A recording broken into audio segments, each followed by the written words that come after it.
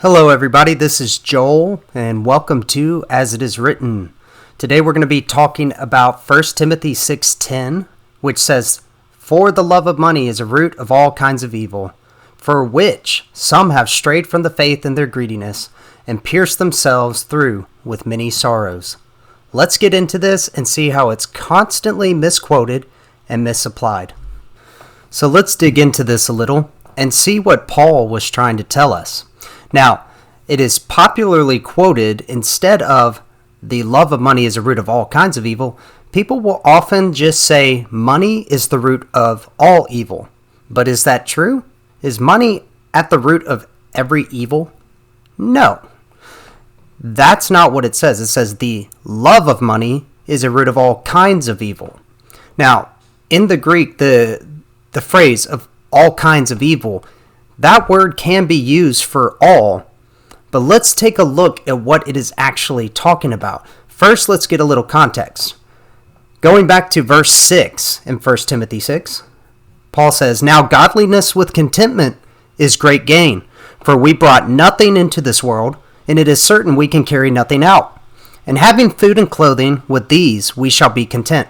But those who desire to be rich fall into temptation and a snare, and into many foolish and harmful lusts, which drown men in destruction and perdition.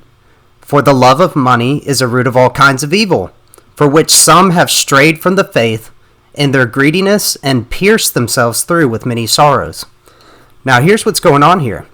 First, you have to stop saying it's just money that is the root of all evil. It's the love of money. There's a big difference. Okay? There is nothing inherently evil about money. It is a resource that can be used for the glory of God. All throughout the Bible, you see examples of money, and God doesn't condemn the fact that even with the Israelites, they had much gold and silver and different articles for the temple and the tabernacle. This wasn't evil. But the love of money is what the focus is, as we see with Paul saying, "Now godliness with contentment is great gain."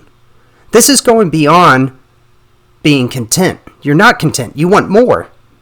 And in verse 9 he says, "But those who desire to be rich fall into temptation and a snare, and into many foolish and harmful lusts, which drown men in destruction and perdition."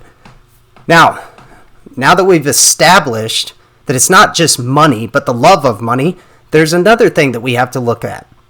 So whether you take it to say that the love of money is a root of all evil or all kinds of evil, we have to understand what Paul is trying to tell us here.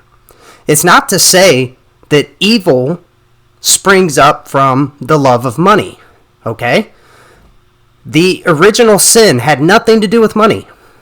Adam and Eve, well, the original sin would have been Satan's prideful rebellion against God, but as far as man is concerned, Adam and Eve in the garden ate from the tree of the knowledge of good and evil, even though God told them not to. This was rebellion. But did that spring from the love of money? Absolutely not.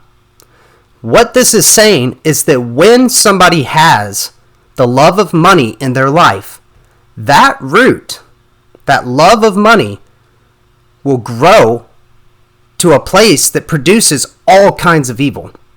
That's what we see in verse 9, that people are brought into many foolish and harmful lusts.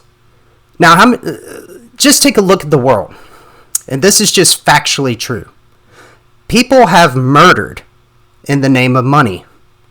People have stolen in the name of money.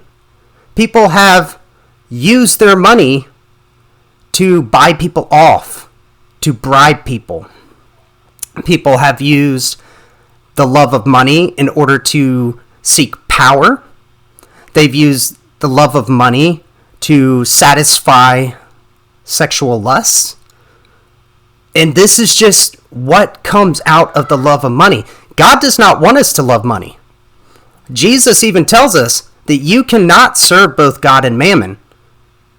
You will either hate the one and be devoted to the other. You cannot serve both God and money. This is what Paul is talking about here. The love of money will spring up in you an unhealthy, sinful, wicked pursuit in life to get more money, which means you will kill, steal, lie, cheat. You'll do whatever it takes to get your hands on that. The love of money is a wicked thing for you to focus your life on. So Paul, later in that same chapter, says, "Command those who are rich in this present age not to be haughty, nor to trust in uncertain riches, but in the living God who gives us richly all things to enjoy." So let's not pursue material wealth, money. Don't love money. I promise you, the love of money will ruin you. But to love God, to follow God, and to serve Him, there's blessings everlasting for those who are in Christ Jesus. So let's stop repeating the lie that money is the root of all evil. That's not true. It's the love of money, meaning that when you have started down that path of loving money, it will produce in you all kinds of evil in order to attain it. I hope this video has been helpful to somebody today. Again, my name is Joel, and this is As It Is Written. If you have not subscribed to our channel, please do that. If you like this video, please like and share it to someone who it might benefit. And if you have not followed us on Facebook, please go ahead and do that if you so choose. Thank you all very much, and God bless.